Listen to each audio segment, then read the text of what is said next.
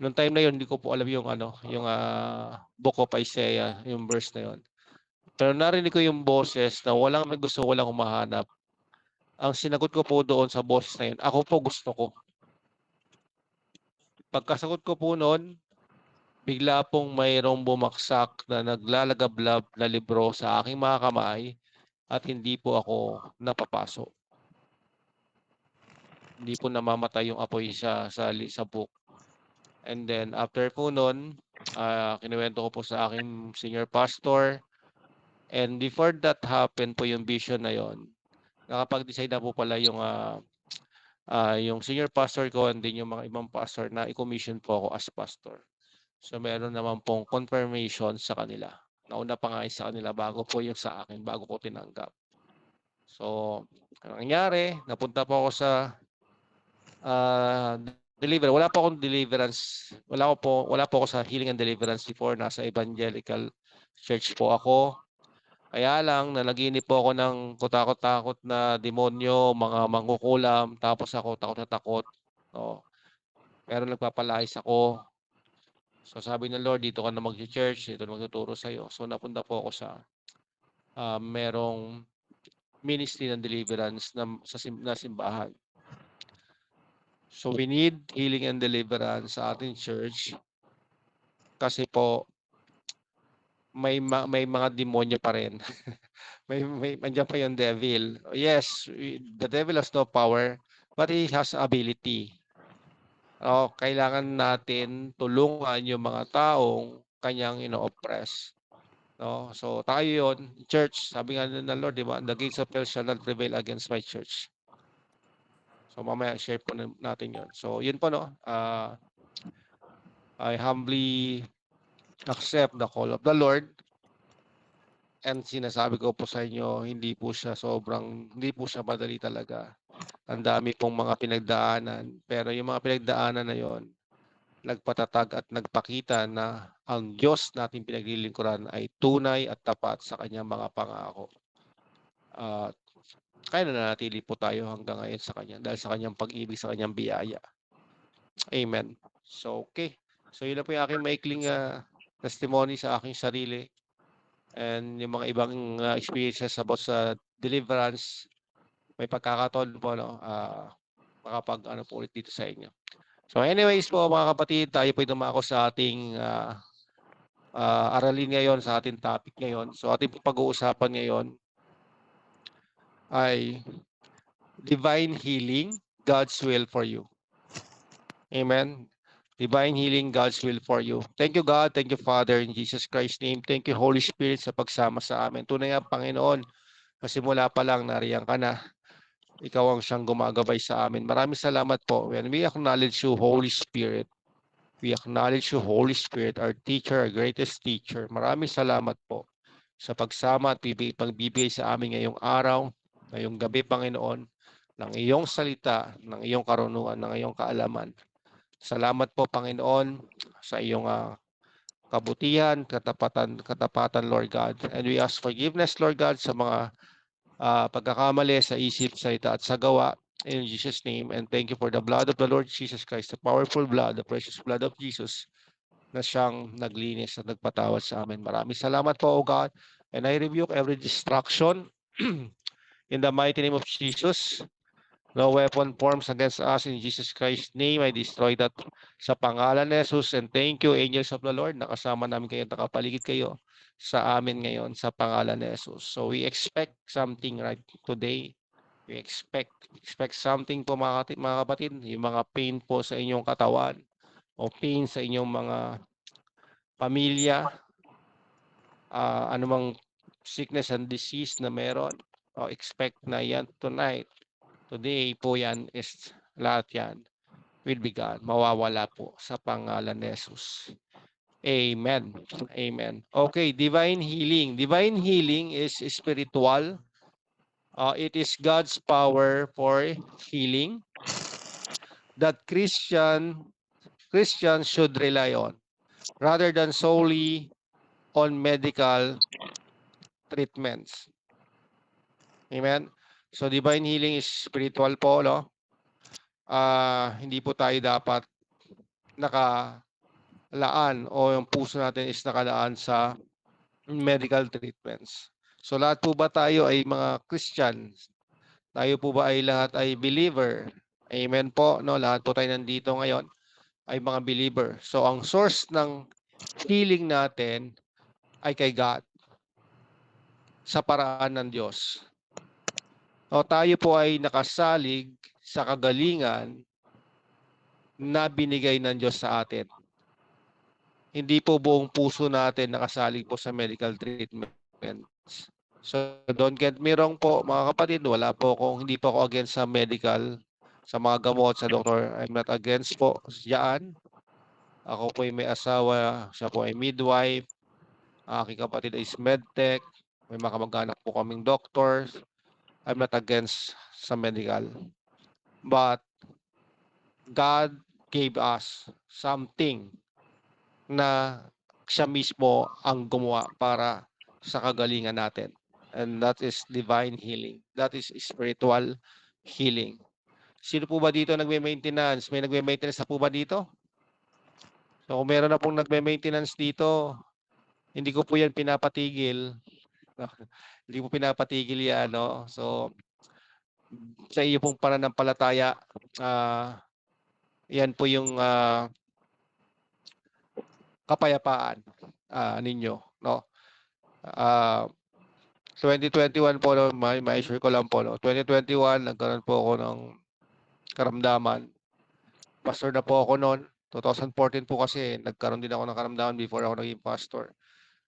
2014, nagkasakit ako. 2015, naging pastor ako. Oh. So, 2021, nagkasakit po ako. Pero pastor na ako noon. So, punta ng doktor. Madalas sa ER. Meds. Therapies. Kasi hindi na po ako makataas yung dalawang kamay ko. Hindi na po ako makalakad. Sobrang payat ko na. Takot po ako lumabas kasi may konting lakad lang, nabubuwal na ako. So ako ay pastor na noon. So from February to September, ako po ay nag-take ng gamot. So mahal. No, mahal po ng gamot. Tapos nag-therapy ka pa twice a week. And then sasabihin pa sa'yo ng doctor mo, pag hindi nakuha sa gamot, meron pa tayong therapy. Kapag hindi nakuha ng therapy, meron pang operation. So, kailangan ko na lang operahan pag hindi nakuha. So, dagdag po sa alalahanin ko, dagdag po sa alalahanin ng pamilya ko, na aking asawa yung nangyayari. But I believe the Lord, I believe to God sa kagalingan. Kaya lang hindi ako nakatutok sa Kanya. Nakatutok ako sa mga gamot. Nakatutok ako sa medical treatments. I'm not against, mga kapatid. Pinapaliwanag ko po sa inyo kasi merong pinakita sa akin ng Panginoon. So, one night, nag-decide ako, Lord, umiiyak po ako, ayoko na ng ganito. Gusto kong maranasan ang salita mo. Kasi sa 1 Peter 2:24, sinabi niya, by His wounds, you were healed. Nasabi doon, healed, magaling na. Sabi ko, Lord, gusto kong maranasan yung kagalingan mo eh. Yung binigay mo sa amin. Umiiyak po ako. Sabi sa akin ng Lord, wag po ako sa salita ko. So, ang ginawa ko po mga kapatid, doon sa gabing yon, lahat ng gamot ko, hindi ko na ininom. Yung therapy ko, tinigil ko. Nag-decide po ako na mag-focus ako doon sa sinabi ng Lord sa buhay ko, sa akin. So, hindi na po ako uminom. So, naggamot po ako from February to September first week. Wala pong naging epekto sa akin, kundi naubos po yung savings namin. Yun po naging epekto. Until nung second week na September, tumigil na po ako ng paggamot. In just 4 days, mga kapatid, in just 4 days, alam niyo po ang sinasabi ko lang, sa mga sugat ng Panginoong Jesucristo, ako'y magaling na. Umaga, sa mga sugat ng Panginoong Jesucristo, ako ay magaling na.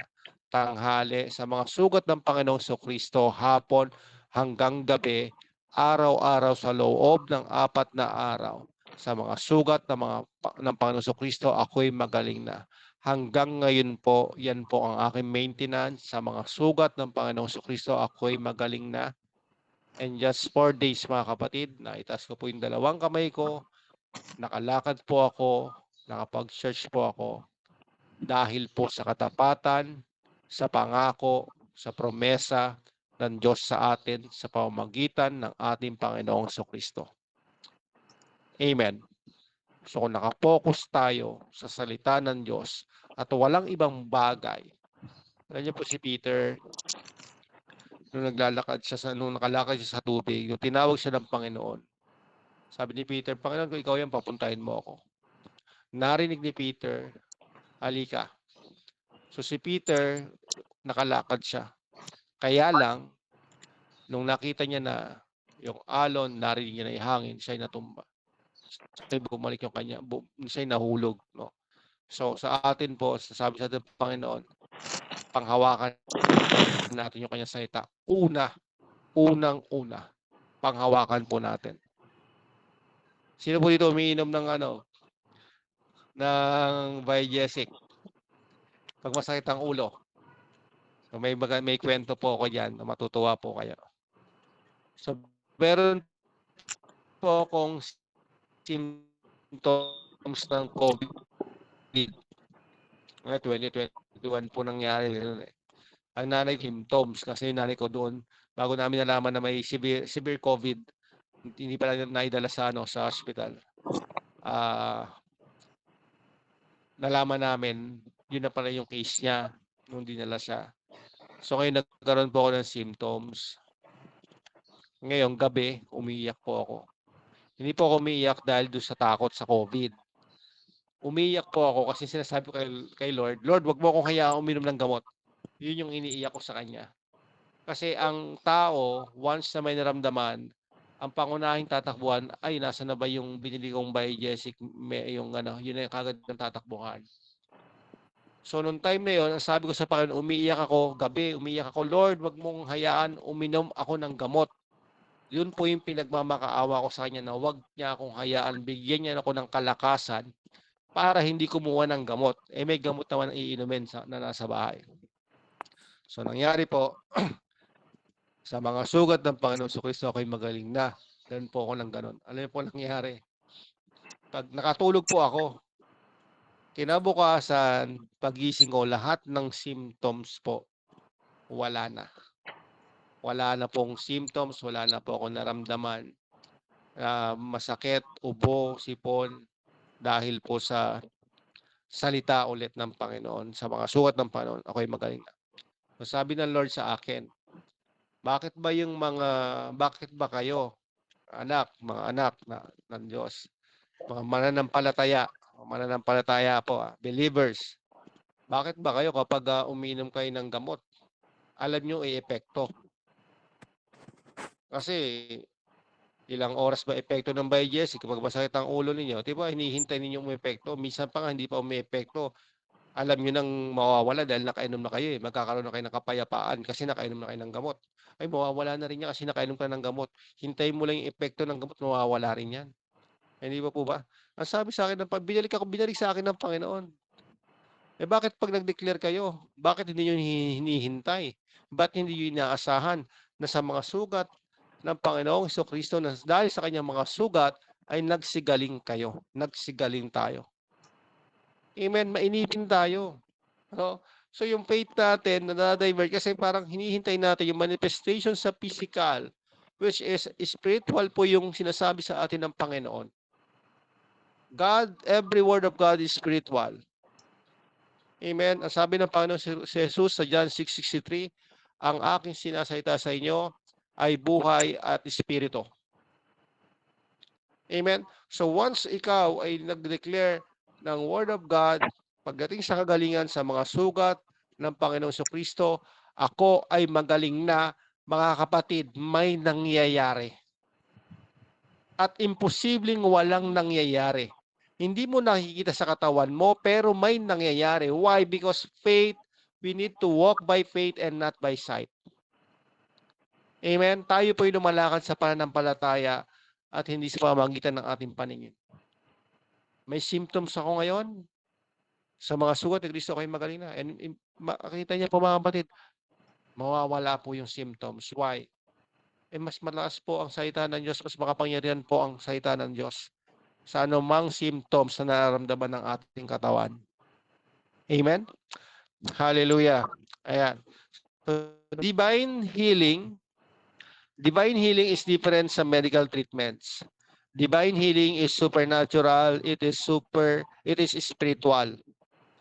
So medical treatments man-made, gawa po ng tao, may bayad. Divine healing, God-made, walang bayad. Wala pong bayad. Hindi po nagpapabayad ng Diyos. Kahit po sobrang hirap ng pinagdaanan ng Panginoong Kristo, binugbog siya, sinugatan siya, nilatayan siya, lumabas ang kanyang laman, durog-durog ang kanyang laman. Hindi po siya naningil. Hindi po siya naningil. Kasi free gift po yon. Isang regalo ng Diyos para sa ating mananampalataya, para sa kanyang mga anak na may karamdaman. Alam niyo po sabi ng Lord sa akin, alam niyo ba kung para saan yung ospital, para saan yung mga gamot? Hindi po yan intended para po sa mga Christian, para po sa mga believer. Yan po ay biyaya ng Diyos sa mga unbeliever. Kaya lang po nakakalungkot kasi ang daming believers na sa ospital, nakaasa po sa gamot, nakaasa sa ospital, sa doktor, sa mga gamot po, no? God's best is not divine healing. God's best is health.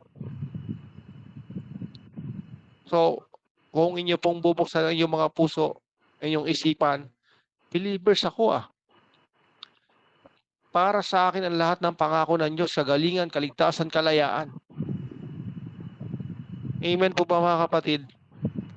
So I'm not against po, paulit ko pong i-remind sa inyo, I'm not against po sa medical treatments. I'm not against sa doctor, sa science. I'm not against it. Pero meron pong binigay sa atin ng Panginoon na napakaganda. O yung pangako ng ating Panginoon. Kagalingan para sa atin. Ang pera po, noong time na yon, ang dami ko na, grabe po, yung aking mga loans sa SS, loan ko sa Pag-ibig, niloan ko po yun para makabayad po sa bill sa mga inutangan namin para sa hospitalization ko. Yung pinapadala ng asawa ko nung nasa abroad pa siya, doon po napupunta. Ang sabi sa Lord, ayoko ng ganito, Lord. Sa Biblia, ang wealth natin, kailangan may part doon sa gawain ng Panginoon. Doon po natin nakalaan sa gawain ng Panginoon para malaganap, lumaganap ang salita niya, ang covenant. Napupunta po sa, hindi naman mapupunta po sa sa pag-hospital, sa karamdaman. Pagnanakaw po yun. Sabi ng Panginoon sa John 10:10, no? The thief come to steal, kill, and destroy. Ang karamdaman po, paggastos ng pera sa karamdaman, pagnanakaw po ng diablo yan, ang sakit ay galing sa diablo. Ang sakit is hindi galing sa Diyos. So, pag may narinig po kayo na binigyan ako ng sakit ng Panginoon para mayroon akong matutunan, may tinuturo sa akin ng Panginoon para kaya ako nagkasakit, hindi pa ako gumagaling kasi may tinuturo pa sa akin ng Panginoon, hindi yan totoo. Hindi po tayo bibigyan ng karamdaman ng Diyos. Hindi po tayo bibigyan ng ating Ama ng karamdaman para matuto tayo sa isang bagay. Ang magtuturo po sa atin para matuto tayo ang Holy Spirit, hindi po ang karamdaman. The Holy Spirit alone, God will teach us. Amen. So kapag may karamdaman ka, wag mo angkinin, itaboy mo sa katawan mo. Hindi ito kalooban ng Diyos, hindi ito bigay ng Diyos, hindi ito sa Diyos. Itinatapil kita sa pangalan ni Jesus. Amen. Huwag niyo pong manahin yung mga karamdaman ng inyong mga lolo't lola o ancestor. Ay, mana na namin ito. Ang daming ipamamana yung karamdaman pa. So hindi po yan galing sa Diyos. Hindi mo tatanggapin yan sa inyong lineage. Hindi mo yan tatanggapin sa inyong generation. High blood, diabetes, sakit sa puso, itakwil mo yan dahil hindi yan galing sa Diyos. Bakit pa masusugatan, bubugbugin ng Panginoon sa Kristo, magluray-luray ang kanyang katawan, tapos bibigyan ka ng Diyos ng karamdaman? Amen po ba mga kapatid? Hallelujah. Ayan. So divine healing, God made, walang bayad. So lahat po tayo nag-agree sa ating opening, sa ating introduction. Ayan. Sa ating, ano oras po ba? Hanggang 7 po tayo. May 1 hour pa tayo. Okay. So, para po maging malinaw sa lahat at tayo magkaroon ng agreement pagdating sa divine healing, at ito po ay kalooban ng Diyos para sa lahat ng mananampalataya. So meron po tayong 10 reasons na pag-uusapan na ibabahagi natin na why divine healing is God's will for you. No, kung merong mga tanong sa isipan natin, para sa akin ba talaga yan? Makasalanan ako. Para sa akin ba talaga yan? Baka hindi naman sa akin yan. Para sa akin ba yan? Hindi naman niya, baka hindi pa ako sigurado kung Christian ako or hindi ako covenant people. So, may 10 reasons po tayo why divine healing is God's will for you. Okay? Number 1 reason is faith for healing comes by hearing the word. Number 1, faith for healing comes by hearing the word. Romans 10 verse 17. So faith comes from hearing and hearing through the word of Christ. At ang pakikinig, kaya nga ang paniniwala ay nanggagaling sa pakikinig at ang pakikinig ay sa pamamagitan ng salita ni Kristo. So God gives us His word. Binigay po ng ating Diyos ang kanyang salita para po mag-build yung pananampalataya. Hindi po magbigay ang Diyos sa atin ng pananampalataya na hindi po niya kalooban. Ang Diyos na kanyang salita, pangako, kalooban po niya yon. So healing is God's will. Kasi sinasabi niya sa Isaiah, sa Old Testament, prophecy pa lang po, Isaiah 53, and then sa Matthew, fulfillment po, no, Matthew 8, 17, tapos sa 1 Peter 24, healing is God's will. So kailangan natin ituon yung ating attention sa maririnig nating salita ng Diyos. O sa Holy Spirit. O, iba po yung hearing sa listening. Iba po yung hearing sa listening. Listening always start after hearing. Amen po ba mga kapatid? Listening always start after hearing. So ano ba yung reason na may taong nakarinig pero hindi pinakinggan? Now, if you are not interested doon sa pinag-uusapan, lahat po na salita ng Diyos, mga kapatid, kailangan magkaroon tayo ng interest kasi ito ay buhay. Oh. Alam niyo po yung kung saan nagsimula yung kagalingan ng babaeng inaagasan. May 12 years po, no, na babae na inaagasan ng dugo. Alam niyo po saan nagsimula yung kanyang kagalingan? Nang marinig niya ang pangalan ni Jesus. Yun po yung kanyang starting point. So lahat po tayo mga kapatid, kung hindi, ang starting point natin is when we hear the word of God. Tama?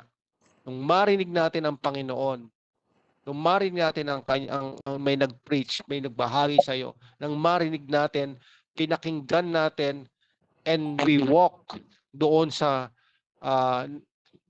narinig natin. Yung babae, after niya marinig, nabalitaan niya na paparating si Jesus, ang sabi niya sa kanyang sarili, mahawakan ko lamang ang laylayan ng kanyang damit, ay gagaling na ako. Alam niyo po, paulit-ulit po niya sinasabi yun sa kanyang sarili. So you need to speak to yourself. Speak life always sa iyong sarili. No, never ka magsasalita ng death sa iyong sarili, sa iyong buhay. Always speak life. No, nung sinabi ng babae yon, ano po sumunod? Inaksyonan po niya. nakipagsiksikan po siya doon sa crowd. Ando hawakan niya yung laylayan ng damit ni Jesus Christ. Lumabas po ang kapangyarihan kay Jesus Christ. Hindi po intention, hindi po ginusto ng Lord na lumabas yun ng kusa. Nangyari po yun dahil sa pananampalataya ng babae. So kung tayo, every word of God na ating naririnig is faith, pananampalataya na pinanghahawakan natin, mga kapatid, automatic na marirelease ang power ni God. Amen? Automatic na maranasan, dadaloy sa ating katawan, ano man yung iyong kailangan, dadaloy yan dahil sa iyong pananampalataya. Kaya sabi ng Panginoong Jesucristo doon sa babaeng inaagasan, anak, pinagaling ka ng iyong pananampalataya. Amen? So faith for healing comes by hearing the word. Amen? Hindi po natin narinig yung 1 Peter 2:24, nabasa pa po natin. Amen? So tapatan Diyos at gagawin niya yan sa atin. Hindi po babalik ang salita ng Diyos na hindi nagaganap doon sa mga taong naniniwala. Amen? Hallelujah. Hallelujah. Thank you, Father. In Jesus' name. Okay. Number 2 reason. God's word is His will, and His word promises healing. God's word is His will, and His word promises healing. Exodus 15 verse 26. Hindi ko na po ito bubuhin yung pagkabasa. Yung last part na lang po, last sentence na lang po. Healer. For I am the Lord, your healer. Sapagkat ako ang Panginoon na nagpapagaling sa iyo. Amen. So God reveals Himself as Jehovah Rapha, the Lord who heals you. So healing is not just something na ginagawa po ng Diyos. It is who He is. Ang nature po ni God is magpagaling. Kalikasan po niya magpagaling. Ayaw niya ng karamdaman. Amen. Kaya hindi nga po galing sa Diyos ang karamdaman. Kasi ang nature niya is to heal. Wala pong taong hindi pinagaling ang Panginoong Jesucristo nung dumating siya. Tandaan po natin, ang ginagawa ng Panginoong Jesucristo nung siya'y nagkatawang tao ay ang kalooban ng kanyang Ama. Kalooban ng Ama is always to heal. Palagi magpagaling. Amen? His promises reflect His will. Kung ano yung pangako niya,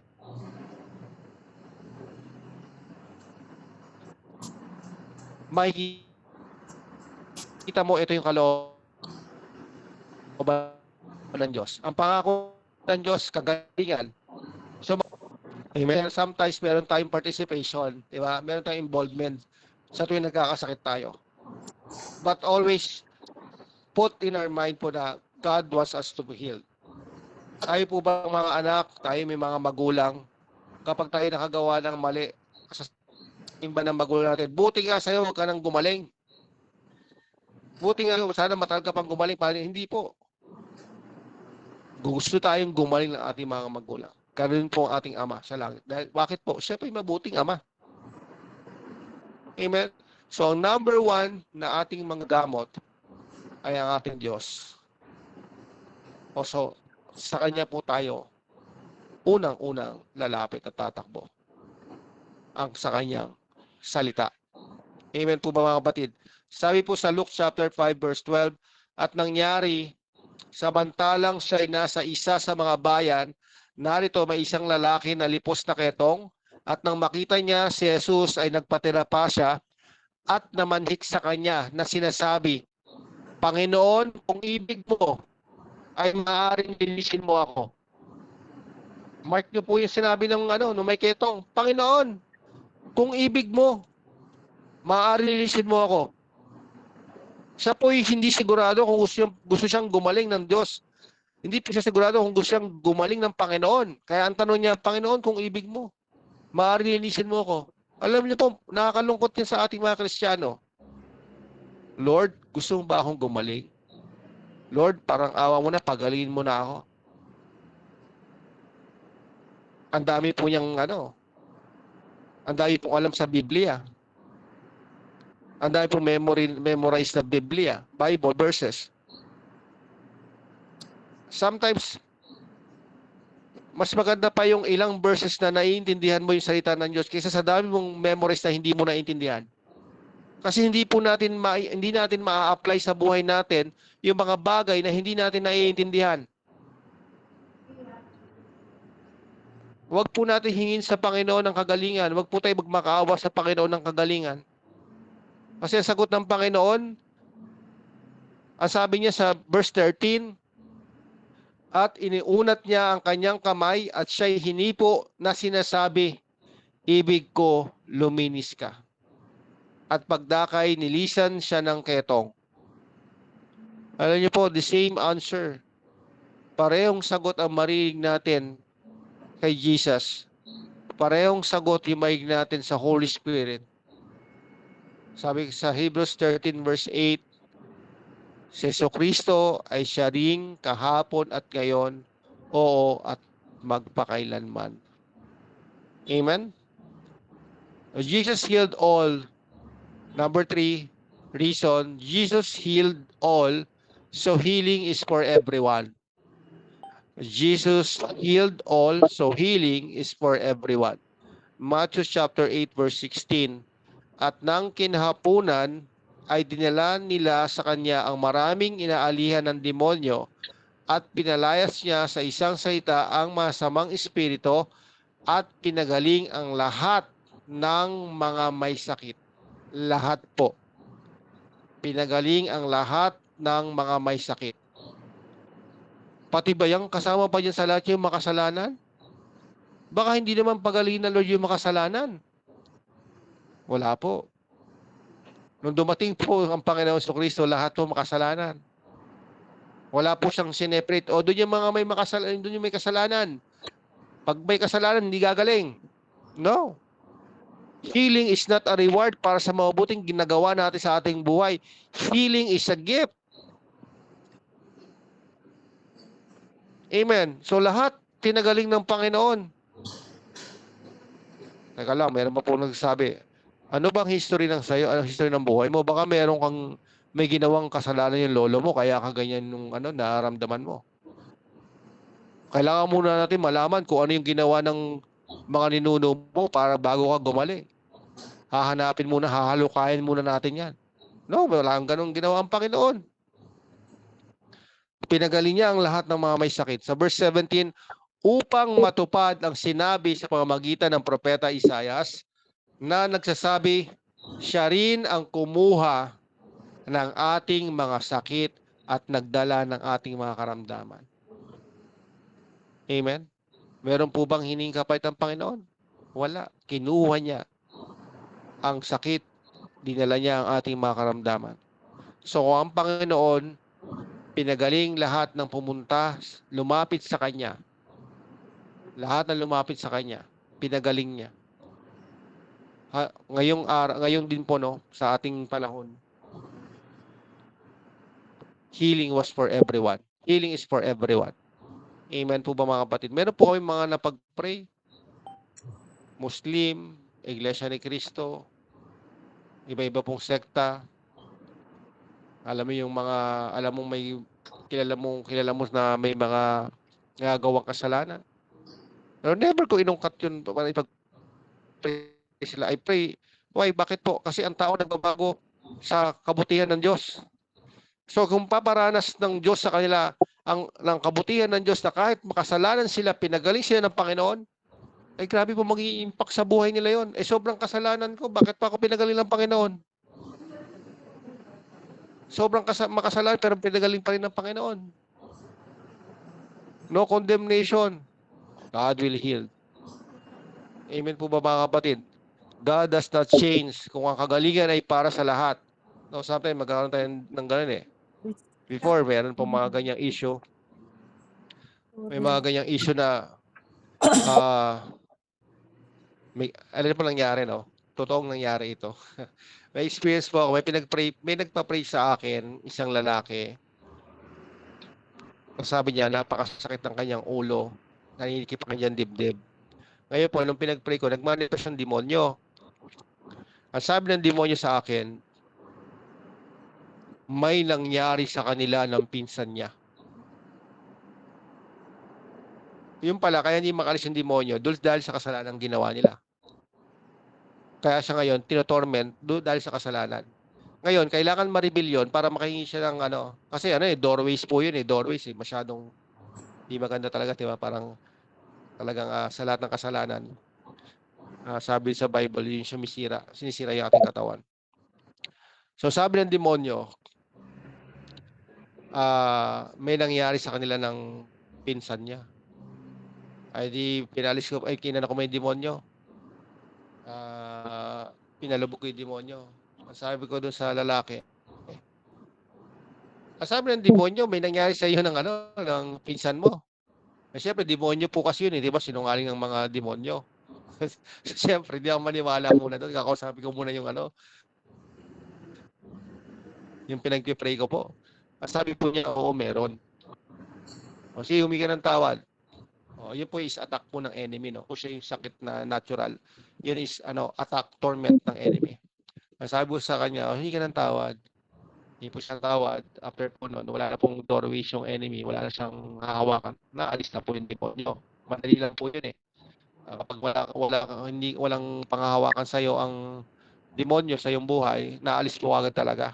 Saka wala siyang magagawa kung believer ka na, tapos napakadali po lang po sumunod ng masamang espiritu. Ngayon, hindi po nakakasaot po, nahingi ng tawad sa Panginoon, ay wala na po yung attack ng demonyo. Alam niyo po nangyari? Sumunod nangyari, yung pinsan niya nagpa-pray sa akin. Siguro po mga ilang buwan ng pagitan. Pero bago lang yun, tumawag muna sa akin yung kapatid ng lalaki. Sabi sa akin, nagagalit yung kapatid ko. Bakit? Sinabi ko sa iyo na yung sekreto namin. Sabi ko, wala kang sinasabi sa akin. Nag-reveal lahat yon ng Panginoon. Ni-reveal lahat yon. Kasi, always remember, kapag may in-expose si God, gusto ni God sa akin yon. Kapag may in-expose si God sa isang tao na maling ginagawa, gusto ng Diyos, sa akin agad yun. Kasi alam ni God kung saan matutunguhan yun. So ngayon, yung pinsan, family, parang kamag-anak niya.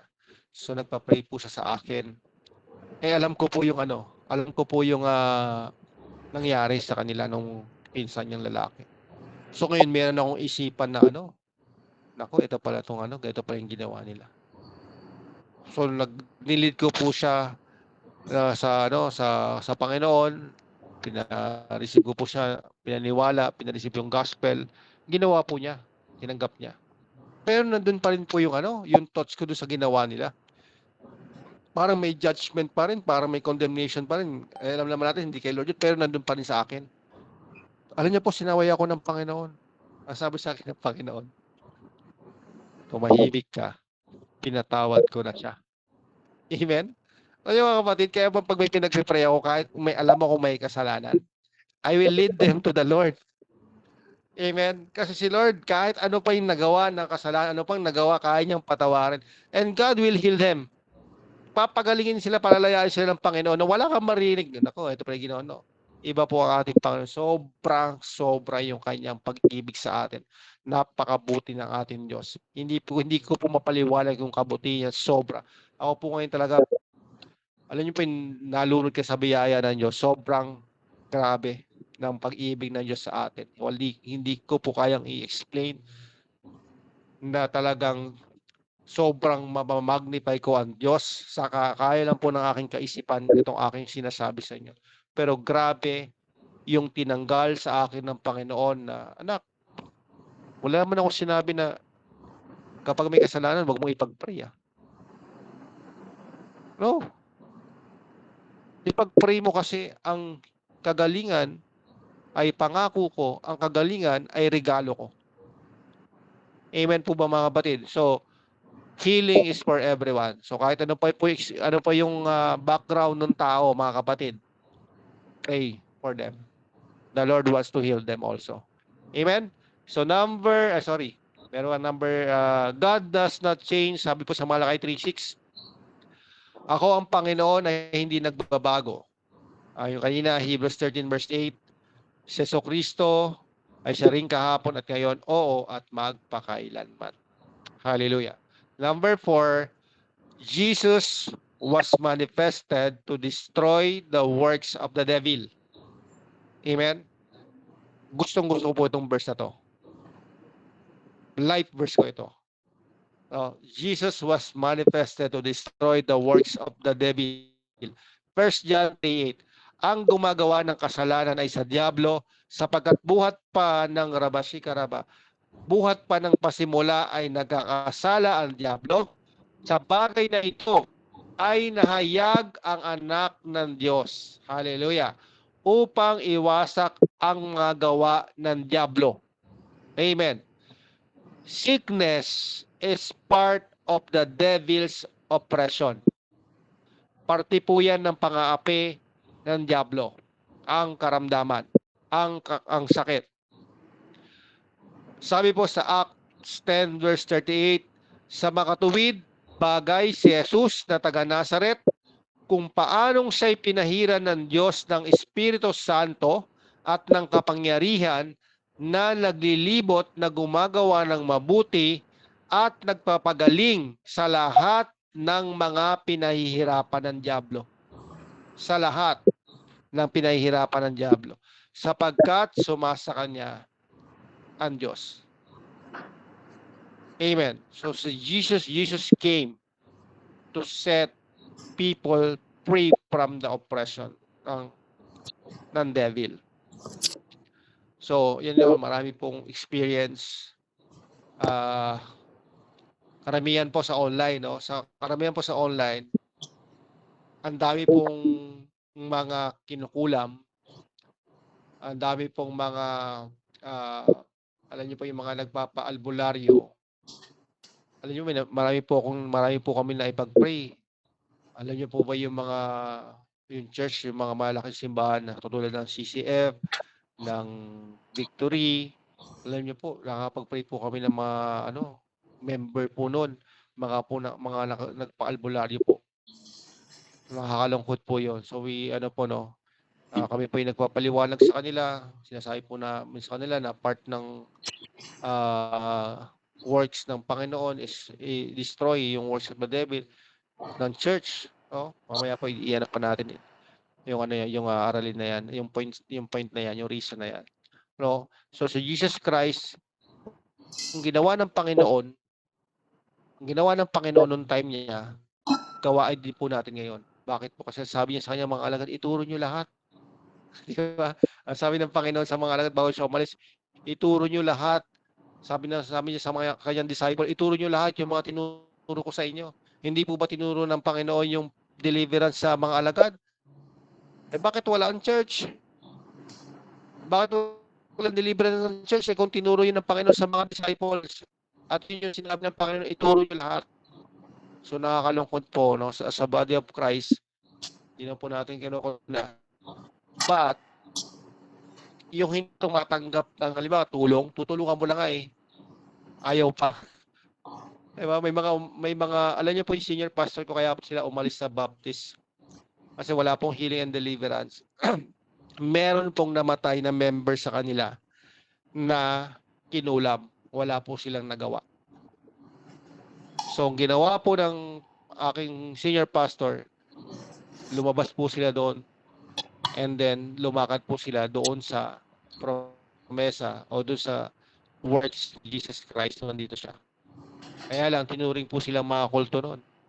Kung naranasan nyo po ba, nasa deliverance po kayo, may mga tumatawag na sa'yo na kulto. Bakit? Hindi mo yun manifest kapag kaharap ka. Yung mga mangkukulam, ayan, nagmamanifest, nagsisigawan doon sa simbahan namin po, no? Sumisigaw, Why? Because totoo po ang Biblia. Yung church na nararanasan mo yung kapangyarihan ng Diyos.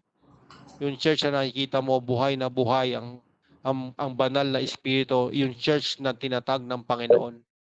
Amen po. Ayan, hallelujah. Number 5. God's compassion includes healing. God's compassion includes healing. Matthew 14:14. When he went ashore, he saw a crowd, and he had compassion on them and healed their sick. At nahabag siya sa kanila at pinaling niya ang sa kanila ay mga may sakit. Yung ko po ito. Habang nag-aaral po ako ng healing, kasi talaga pong 2021, pinaril ko po itong yung healing. Halos lahat po ng kwento sa Biblia about sa healing talaga po pinagtuunan ko ng pansin. And then, taong na-experience, pinag-pray ko, yung mga narinig ko kanilang mga salita, mga tao, nagkaroon ako ng observation o ama, magulang, yung kanyang anak may sakit. Sa sobrang pong habag niya, sobrang awa niya, ang sabi po ng tatay, ang sabi po ng magulang, kasi pwede naman po mangyari sa tatay, pwede rin po mangyari sa nanay. Pero ito po, experience ko ito, narinig ko po sa isang ama. Ang sabi po ng ama sa kanyang anak na may sakit, kung pwede lang, akin na lahat ng nararamdaman mo. Akin na lang lahat ng sakit mo. No, sobrang habag niya. May sabi ng Panginoon, sa habag ng Panginoon, pinagaling niya lahat ng may sakit. Sabi ng isang ama, kung pwede lang, akin na lang itong karamdaman mo, anak, mapunta na lang sa akin. Diba? Nakuha niya po ibig sabihin. Pinag-pray pa sa Diyos na siya na lang at wag na ang kanyang anak. Amen? Ang sabi po sa Isaiah 53 verse 4, so ang kagalingan dumadaloy sa habag ng Panginoon, hindi lang po dahil sa kanyang kapangyarihan. And then, sabi po dito, tunay na kanyang dinala ang ating mga karamdaman at dinala ang ating mga kapanglawan, gayon may ating pinalagay siya na hinampas sinaktan ng Diyos at dinilamhati. Sa Matthew 8 verse 17, siya rin ang ng ating mga sakit at nagdala ng ating mga karamdaman. At sa 1 Peter 2:24, ang sabi po dito na siya rin ang nagdala ng ating mga kasalanan sa kanyang katawan sa ibabaw ng kahoy upang pagkamatay natin sa mga kasalanan ay mga buhay tayo sa katwiran na dahil sa kanyang mga sugat ay nagsigaling kayo. So ito po yung tatlong sinasabi sa inyo na book. Kay Isaiah, sa Matthew, sa kay Peter. Ito pong tatlong ito, nakasulat po ito sa aking pader, sa pader ng kwarto ko.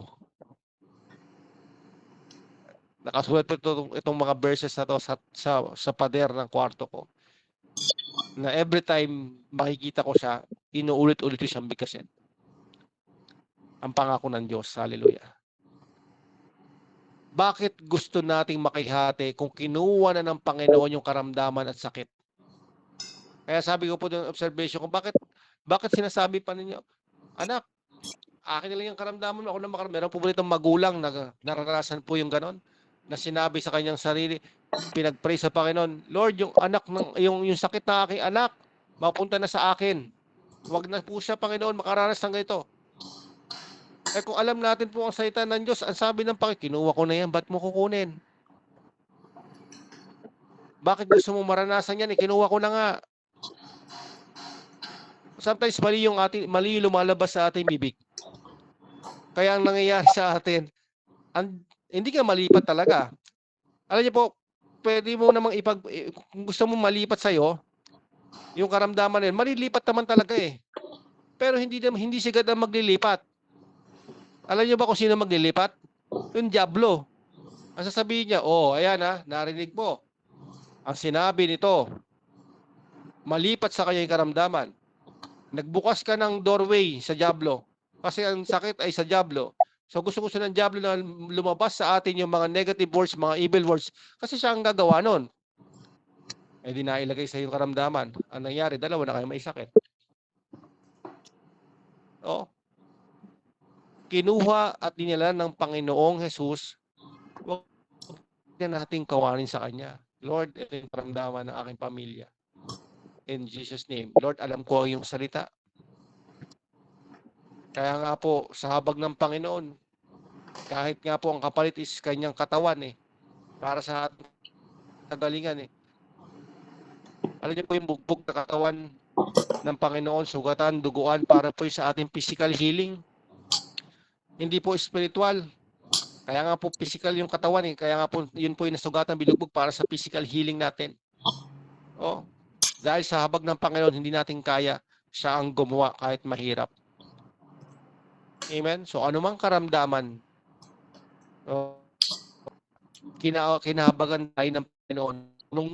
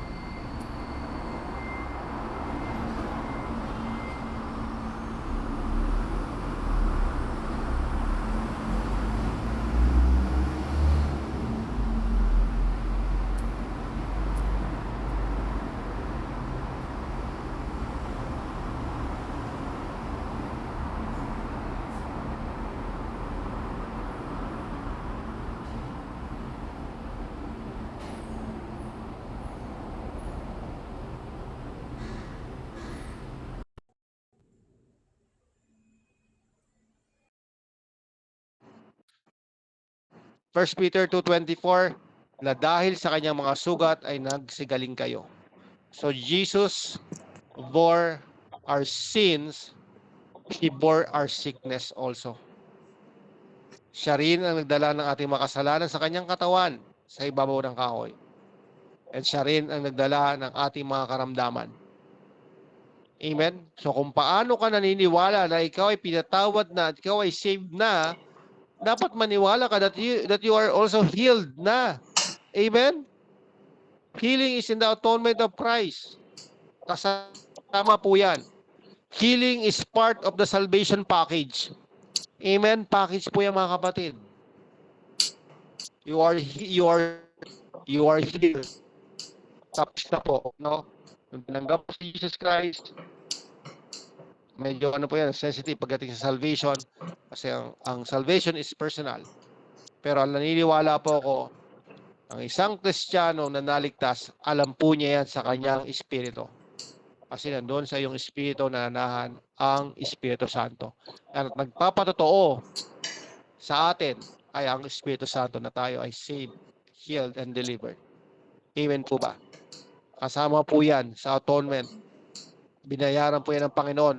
Kaya huwag mong hahayaan na may karamdaman ka sa iyong katawan. Itakwil mo yan. I-argue mo yan kay God. Utusan mo yan. Speak to your sickness. Speak to your disease. Speak to your pain. Speak to your problem. Amen? Huwag po tayong papayag. Teka lang, may ginawang kasalanan. Sisingilin kita, sabi ng Diablo. Ito, bilalay ko sa iyong katawan. No. Binayaran na yan ng Panginoon. Tinubos na tayo ng Panginoon. Amen? So, kailangan natin tumayo.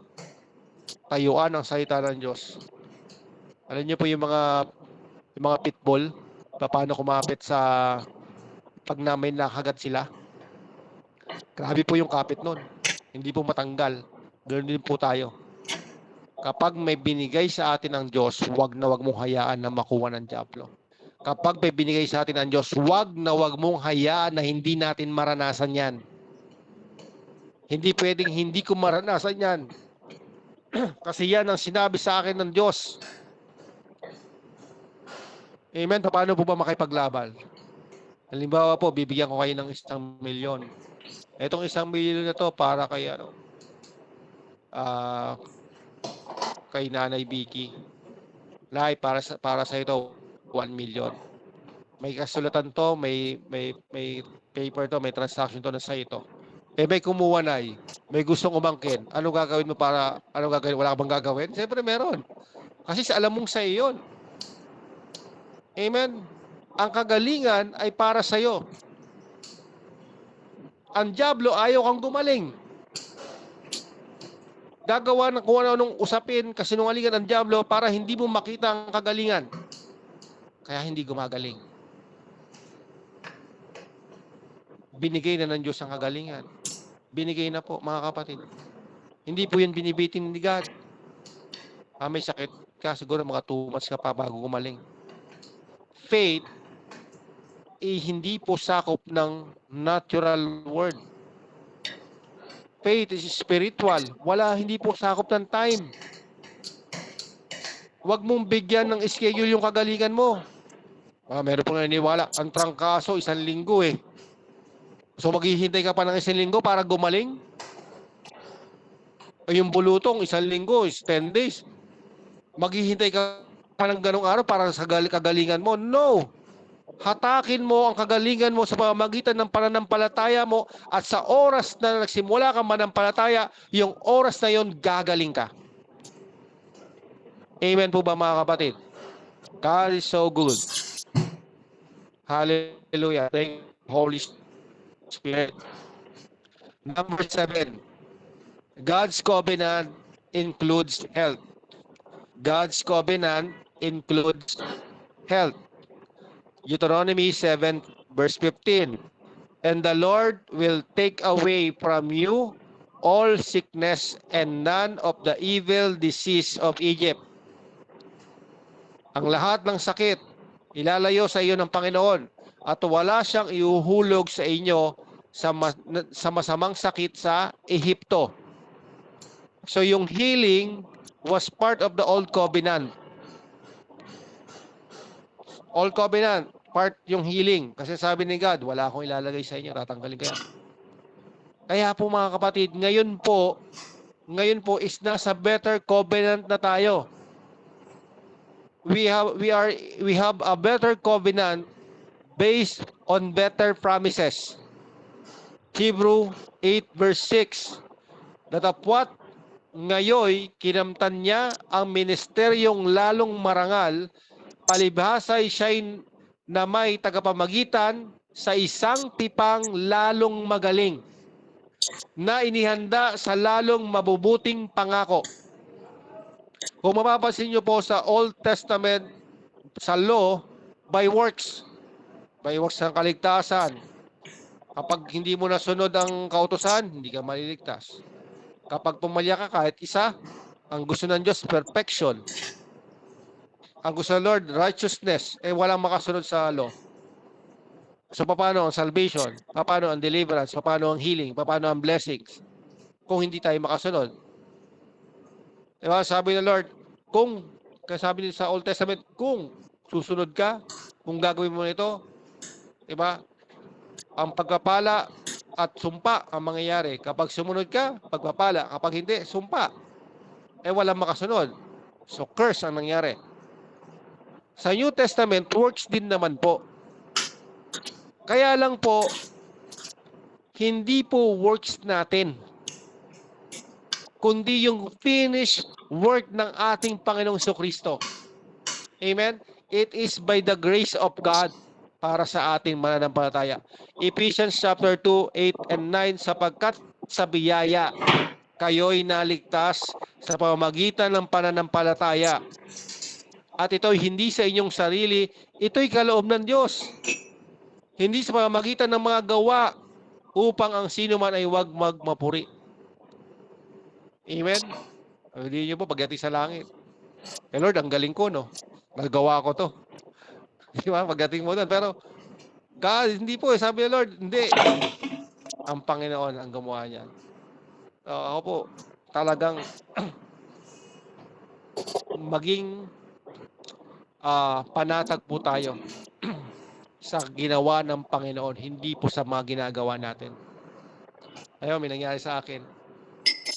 Ang dami ko pong pinangako sa Panginoon. Ang dami kong pangako. Nagsisimula po akong Kristiyano. Lord, gagawin ko to. Pangako sa ito, Lord. Ito gagawin ko. Alam niyo po, dumating yung time na hindi ko nagawa yung mga pangako ko sa Kanya. So nag-worship po sa ibang simbahan po. Umatin po ako sa ibang simbahan. Nag-worship po kami. Ang dami ko pong hindi natupad na pinangako ko sa Panginoon. Ang sabi ko sa Panginoon, tatapusin ko yung pag-aaral sa Bible School. Alam niyo po, hindi ko po natapos. Pero ginawa niya pa rin po akong pastor. Alam niyo po, ang sabi ng Panginoon sa akin, bakit mo pinanghahawakan yung pangako mo sa akin? Bakit hindi mo panghawakan yung mga pangako ko sa iyo? Amen, mga kapatid? Huwag na po kayo masyadong mangako sa Panginoon. No, ang panghawakan niyo lang po yung pangako ng Panginoon sa atin kasi sigurado pong gagawin niya 'yon. 100% nakakasigurado tayo na gagawin ng atin ng Diyos lahat ng kanyang pinangako sa atin. Amen. Dahil po yan sa biyaya, hindi po dahil sa kabutihan o ginagawa natin. Tandaan po natin na hindi tayo makakagawa ng anumang kabutihan labas sa Panginoong Hesukristo. Kapag wala ang ating Panginoong Hesus sa buhay natin, wala po tayong kakayanan makagawa ng mabuti sa harapan ng Diyos. Amen? So hanggang simula, hanggang katapusan, dala-dala po tayo ng ating Panginoon. Kasi ang sabi niya, I am the way, the truth, and the life. No one comes to the Father except through me. So paano ka nakita ng Panginoon, natagpuan ng Panginoon, hanggang huli sasamahan ka niya. Hanggang sa pagdating sa ating Ama. Amen? Hallelujah. Sabi po sa Philemon 1 verse 6, I pray for you that the faith we share may effectively deepen your understanding of every good things that belongs to you in Christ. Ang sabi dito, upang ang pakikipagkaisa ng iyong pananampalataya ay maging mabisa sa pagkaalam. Sa pagkaalam ng bawat mabuting bagay na nasa iyo sa kay Kristo. Hallelujah. Amen po ba mga kapatid? Ang sabi ito, kailangan natin alam kung ano yung mga mabuting bagay na meron tayo kay Christ. Ano ba yung mga bagay na meron tayo kay Kristo? Napakarami po. We need to acknowledge all kung ano yung ginawa sa atin ng Panginoon. Kung hindi natin alam na binigay ng kagalingan, paano natin ipagpapasalamat na tayo magaling na?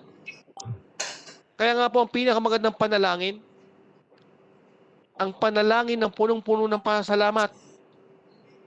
Bakit? Kasi alam mo nang binigay sa iyo ng Diyos lahat eh. Alam niyo po, tuwing umaga, share ko po yung aking ginagawang panalangin. Father God, maraming salamat po sa araw na ito. Salamat po sa umagang paggising. Father God, salamat po sa masarap na pagkain ngayong araw. Lord, salamat po sa proteksyon in Jesus' name. Ama, maraming salamat po sa mga pabor. Salamat po sa financial provision.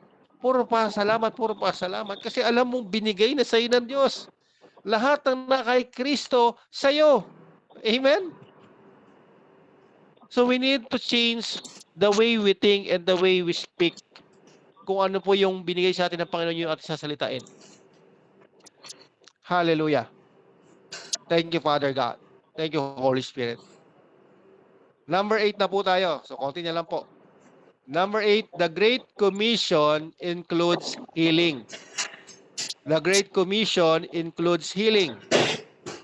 Mark 16, 17, and 18. Ang sabi po dito, at lalakip ang mga tandang ito sa magsisisampalataya. Magpapalabas sila ng mga demonyo sa aking pangalan. Magsasalita sila ng mga bagong wika.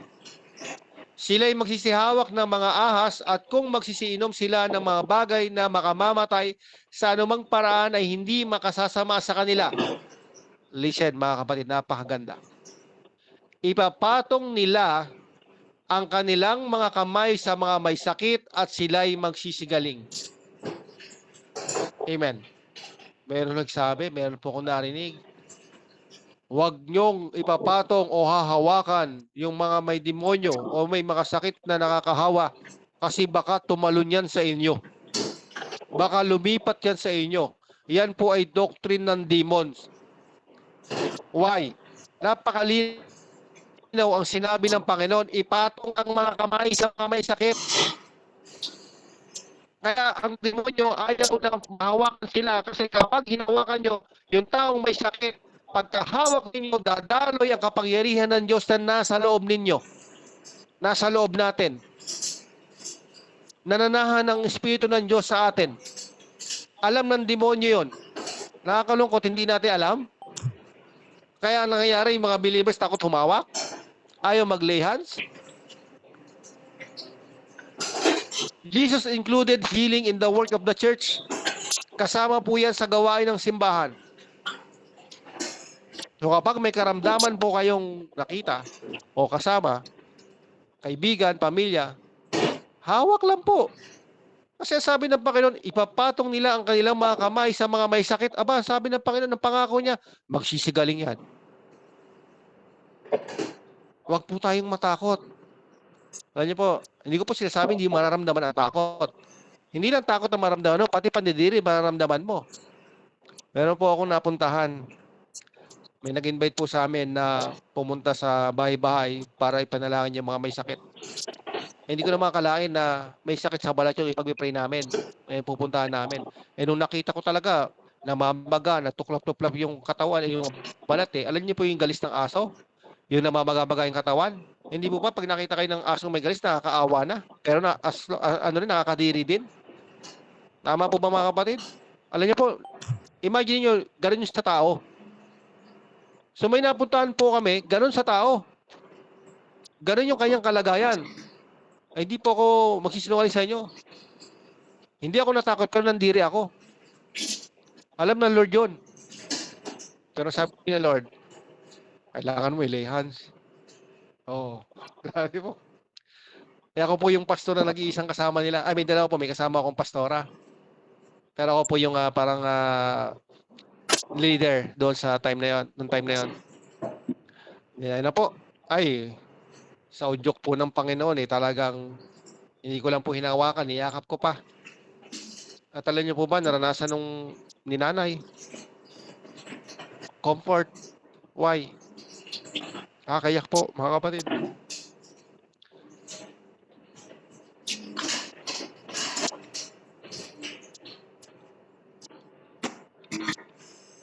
Imagine niyo po yung may ketong na wala lumalapit sa kanya. Separate sa community, separate sa pamilya. Yung hawakan siya ng Panginoong Kristo o yung maramdaman niya na mayroong nagmamahal sa kanya. Malaking tulong po yun sa isang taong dumaraan sa malaking problema. Kaya nung time na yun, nung hinawakan ko, tiyak po yung ganong kalagay yung kanyang katawan, yung kanyang skin. Alam ko po, lumaloy ang pag-ibig ng Diyos sa kanya.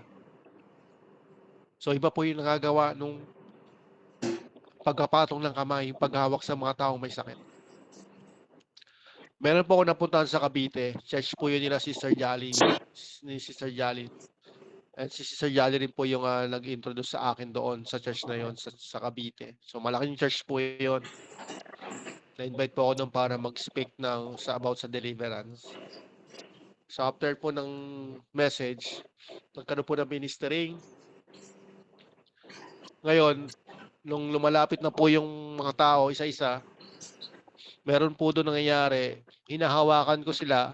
After ko mahawakan, saka po sila na-slain, natutumba. After ko pong hawakan.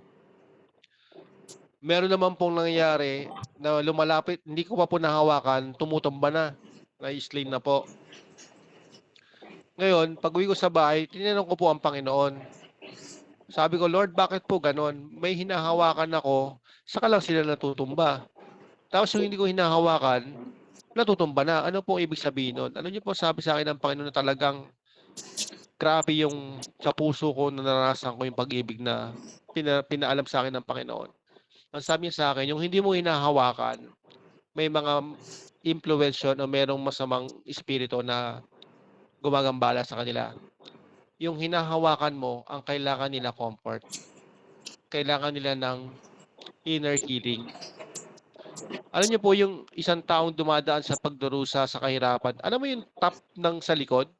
Yung tatapikin mo yung kanilang balikat at kahit hindi ka magsalita, nararamdaman mo na andito lang ako, ipaparamdam mo nandito lang ako, kasama mo ako. Amen.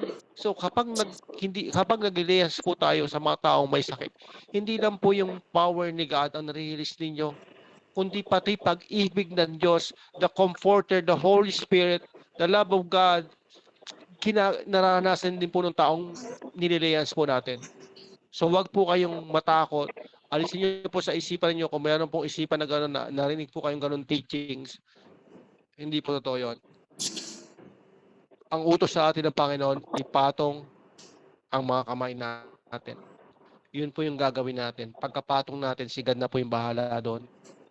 Siya po yung magpapagaling, hindi naman tayo. Kailangan natin sumunod. Amen po ba mga kapatid? Hallelujah. Thank you, Father. So Jesus include healing in the work of the church.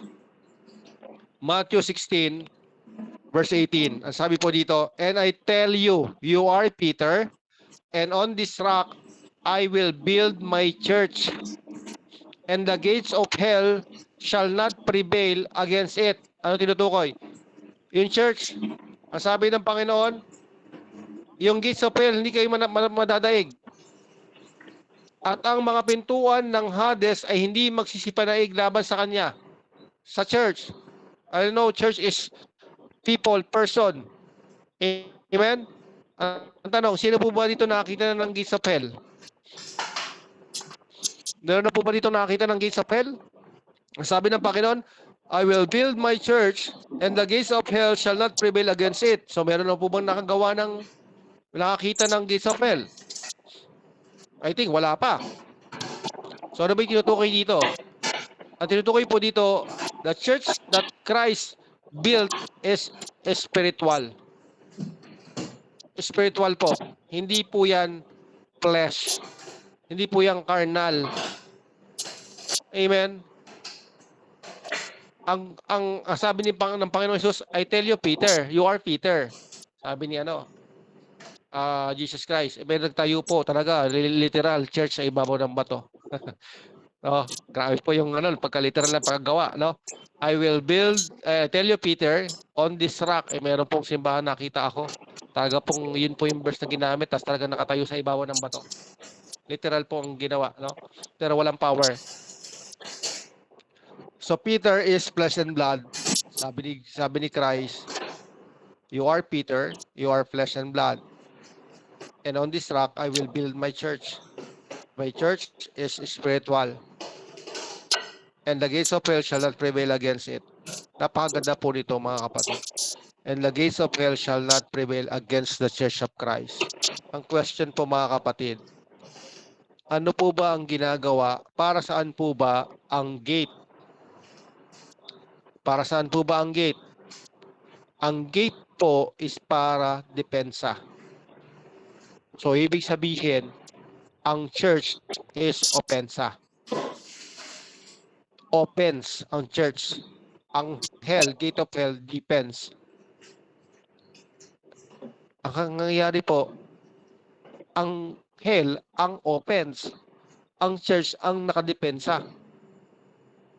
Ang sabi ng Panginoon, yung church na tatayo niya, and the gates of hell shall not prevail against it. So, ang ating gagawin, dapat pasulong. Pasulong ng pasulong. At sa tuwing nakikita natin yung mga taong ino-oppress ng devil at pinahirapan ng diablo, bilanggo ng diablo, ang gagawin po natin, kailangan po natin sipain ang gate na yan at kuwanin yung mga tao na yan, iligtas sila sa kasinungalingan ng diablo. That is the Church of the Christ. Ganoon po. Naka-include po ang healing and deliverance sa gawain ng Church ng Panginoong Kristo. Amen? Hallelujah. Okay, number 9 na po. Malapit na po tayo. Number 9, the name of Jesus has healing power.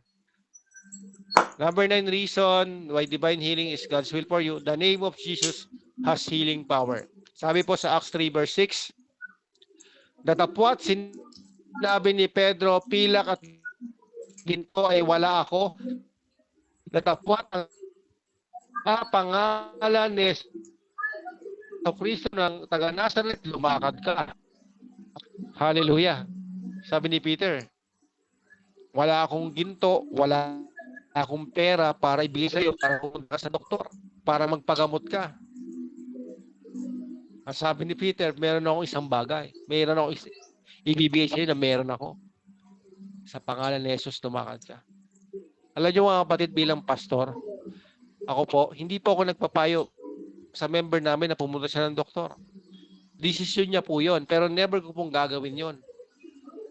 Na magsabi, magpatingin ka na sa doktor, pumunta ka na sa doktor. Hindi ko po ginagawa.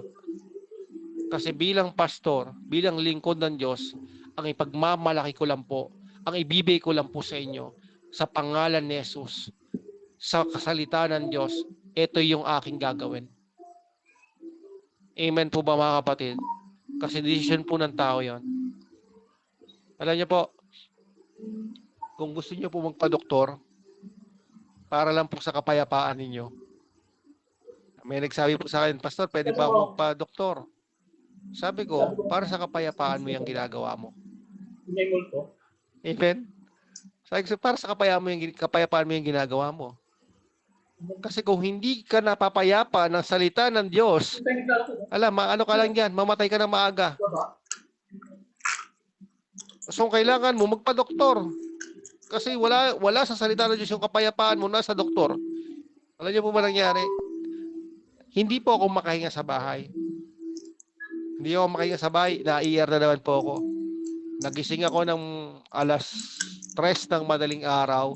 Yung tibok ko, 120 kilometer ang takbo, per hour yung takbo. Napakabilis po ng tibok ng puso ko. Hindi na po ako makahinga. Gumagapang po ako papunta sa kwarto ng nanay ko para humingi ng tulong. Bago mangyari ang panaginip ko po si Kibuloy. Ang panaginip ko, bangungot po nangyari. Alam niyo po, si Kibuloy, nung sa panaginip ko, ano pong ginagawa niya? Puting-puti ang suot niya. Tapos, yung kamay ni Satanas hawak siya sa likod. Puppet po ni Satanas. Nang nagising ako, grabe po tibok ng puso ko. Hindi na po ako makahinga. Gapang, hilo. Binalya ko po yung pintuan ng nanay ko para makapasok. Ay, inupo po ako ngayon ng kapatid ko. Pinagpipray nila ako, dadali na po ako sa ospital. Nung nila po ako sa sasakyan, namilipit na po yung aking mga daliri. Hindi na po ako makahinga, akala ko mamatay na ako. Alam niyo po nangyari? Nung dumating ako sa ospital, bumalik sa normal. Bakit? Kasi nasa isip ko noon, ay, okay na ako, may oxygen na dito. Magagamot na ako dito. Kasi ang kapayapaan niya, sabi sa akin ng Lord, alam niyo po, sabi ng Lord, biruin niyo, yun yung nangyayari sa akin. Pero kinakausap at tinuturuan ka pa rin ng Panginoon sa mga nangyayari. Ang sabi niya sa akin, paano kasi nandiyan yung kapayapaan mo sa doktor, ang kapayapaan mo nasa ospital. Pero kung ang kapayapaan mo ay nasa salita ng Diyos, mga kapatid, walang dyablo ang makakapanakot sa iyo, makakalaig sa iyo. Alam niyo po si Jesus Christ kung bakit nakatulog doon sa gitna ng bagyo, doon sa bangka na maliit? Alam niyo po kung bakit? Dahil hindi po nakatutok ang Panginoon sa bangka. Ang mga alagad takot na takot kasi nakatutok doon sa bangka. Ang Panginoon nakatutok sa pangako, sa kapangyarihan ng Diyos. Mga kapatid, kung ganun po tayo, no? Kung nakatutok po tayo sa pangalan ni Jesus, wala kang pera, walang problema. Wala kang pampagamot, walang problema. Bakit? Meron kang pangalan ni Jesus. Ibinigay sa iyo ang karapatan para gamitin ang pangalan ni Jesus. Amen po ba mga kapatid? Ang sabi po sa Acts 3:16, at sa pamamagitan ng pananampalataya sa kanyang pangalan ay pinalakas ng kanyang pangalan ang taong ito. Hallelujah. Amen. Hindi nagtatangi ang Panginoon. Kailangan mo ng kagalingan, kailangan mo ng kalakasan sa pangalan ni Jesus. In Jesus' name, right now, be healed in Jesus' name. Hallelujah. Hallelujah. Ang sabi po dito, na inyong nakikita at nakilala, o ang pananampalataya na sa pamamagitan niya ay nagkaloob sa kanya nitong lubos na kagalingan sa harapan ninyong lahat. Hallelujah. Thank you, Father. Thank you, God. Ang sabi po sa John 14 verse 13, at ang anumang inyong hingin sa aking pangalan ay yaon ang aking gagawin, upang ang Ama ay lumuwalhati sa anak. Kung kayo'y magsisingi ng anuman sa pangalan ko, ay yaon ang aking gagawin. Siyempre po, ay sabihin ng Panginoon, nasa kalooban ng Diyos ang ating hihingin. Thank you, Father. Tayo po ay may karapatan o binigyan tayo ng karapatan ni Jesus na gamitin ang kanyang pangalan. Alam niyo po mga kapatid, sa pagbangkit po ng pangalan ng Panginoong Jesucristo, dapat po kaisa natin ang puso't isipan ng ating Panginoon. Amen? Alam niyo po yung kapag meron tayong pinagpipray, gusto natin makaranas ng kagalingan yung tao na pinagpipray natin. Tama po mga kapatid? Gusto natin gumaling siya. Alam niyo po, tandaan po natin mga kapatid, bago po natin na gustong gumaling siya, ang Diyos muna natin ang gustong gumaling siya. Amen? Gusto nating makaranas ng kagalingan ng tao dahil yun ang kagustuhan ng Diyos. Amen? Nagkaisa tayo sa isipan at puso ni God. Anak, ayan na yung puso mo. Kaisa ko. Gusto ko siyang pagalingin at ganoon din yung nararamdaman mo dahil pinaparamdam sa atin ng Diyos iyon. Hallelujah? Amen. Amen. And last na po, number 10. Number 10, healing glorifies God. Healing glorifies God. Matthew 15 verse 30, at lumapit sa kanya ang lubhang maraming tao na may mga pilay, mga bulag, mga pipi, mga pingkaw, at iba pang marami, at sila'y kanilang inilagay sa kanyang mga paanan. At sila'y pinagaling niya. At ano pa, nagagtaka ang karamihan. Nang makita nilang nagsasalita ang mga pipi, nagsisigaling ang mga pingkaw, nagsisilakad ang mga pilay, at nakakita ang mga bulag. Ay, no, nakita po nila yon. At kanilang niluwalhati ang Diyos ng Israel. Hallelujah. Healing brings glory to God, not sickness. Amen mga kapatid. Healing brings glory to God, not sickness. God is glorified when people are restored. Kaya po may testimony, ito ginawa sa akin ng Panginoon. Meron tayong natutunan doon sa nangyari sa ating problema o karamdaman. Pero mas dapat nating makita doon na ang kagalingan ang nagbibigay sa Panginoon ng kaluwalhatian, hindi po ang karamdaman. Kasi yun ang kanyang kalooban at kanyang kalikasan. Amen. Hallelujah. Let me pray po ng sandali po para po sa lahat bago ko po ibalik sa inyo yung itong ating gawain. Sige po, let's pray. Father God, maraming salamat po. And if you want po na mag-speak in tongues, kayo pong nandyan, speak in tongues, the Holy Spirit will touch us, will touch everyone. And you can speak in tongues. God will give us revelation, knowledge, wisdom, healing, ano man yung solution sa yung hinahanap sa yung problem, God will give us right now in Jesus' name. Harabashi karabara sandalaba. Thank you, Father God, in the mighty name of Jesus. Maraming salamat po sa iyong salita. Salamat po sa iyong mga pangako. Salamat po sa kaunawaan, Panginoon, in Jesus Christ's name. Panginoon, tinataas namin ang iyong banal na pangalan, ang iyong makapangyarihang pangalan in Jesus Christ's name. Tunay nga, O Diyos, ang iyong salita, ang iyong mga pangako ay tunay at makapangyarihan, Panginoon. Salamat po sa kagalingan in Jesus Christ's name. And right now, Father, in the mighty name, Rabashi Karabarasanda, in the Rabashi Karabarasanda, in the mighty name of Jesus Christ, I command every pain na meron ang bawat isa sa kanilang mga katawan.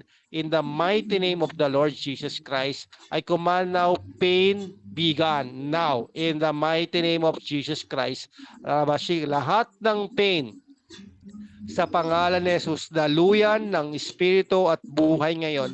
Sa pangalan ni Jesus, lahat ng pain sa tuhod in the mighty name of the Lord Jesus Christ, go in Jesus' name. Now, every problem sa stomach in the mighty name of Jesus Christ, I command healing now in Jesus' name. By the wounds of the Lord Jesus Christ, healing will flow right now in Jesus' name. Sa kanyang tiyan, sa kanyang likod, sa pangalan ni Jesus, sa spinal cord, in the mighty name of Jesus Christ. Sa kanyang mata, sa pangalan ni Jesus, I command now pain, healing in the mighty name of Jesus now. Hallelujah. Thank you, Ravashi Karavarasanda. In the mighty name of Jesus, every attacks of the devil, I command it to destroy now. I command you, itong operation na ginagawa mo sa pangalan ni Jesus ay matigil ngayon. At lahat ng weapon na ginagamit sa pangalan ni Jesus, winawasak na yan ngayon in the mighty name of the Lord Jesus Christ. Every spell, every negative words in Jesus' name, lies in Jesus' name be destroyed in the mighty name of Jesus Christ. Harabashi karaba. Thank you, Father, in Jesus' name. In Jesus' name. Thank you, Father God. Sa pangalan ni Jesus. Yes, Lord, luwalhatiin ang iyong pangalan sa pangalan ni Jesus. Thank you, Father, in Jesus' name. God will give you ng anak sa pangalan ni Jesus. If merong problem dito sa kanyang problem, issue sa pagkakaroon ng anak, I pray and I declare the word of God in Jesus' name na mag-open ang iyong bahay bata sa pangalan ni Jesus. God will give the Spirit in Jesus' name para sa sanggol na yan sa pangalan ni Jesus. Hallelujah. Thank you, Father, in Jesus' name. Great things will happen in Jesus' name. Hallelujah. In Jesus' name, promotion is coming in the mighty name of Jesus Christ. Promotion is coming in the mighty name of Jesus Christ. Every death mawawala, malulutas sa pangalan ni Jesus. Thank you, Father, in Jesus' name. Hallelujah. Father God, maraming salamat po.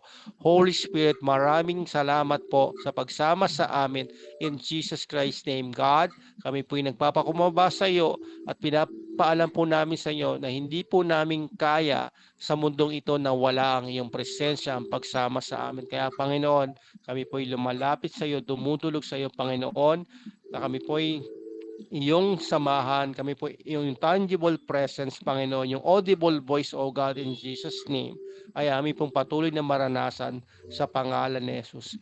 Maraming salamat po, Ama, at binabalik ko po lahat ng papuri, Panginoon, lahat ng pagsamba na rapat, Lord God, na pagbati, Lord God, sa iyo, Panginoon, pagpapala sa iyo, Panginoon, sa pangalan ng iyong anak na si Jesus, na aming Panginoon at tagapagligtas. Maraming salamat po in Jesus Christ's name. Amen. Amen. Amen. Thank you po. God bless. Amen. Amen. Amen. Wow. Apoy talaga. Glory be to God sa buhay mo, Pastor Mike. You're truly a blessing to us sa mga salita ng Panginoon na nagpapatibay, nagre-remind na talagang dapat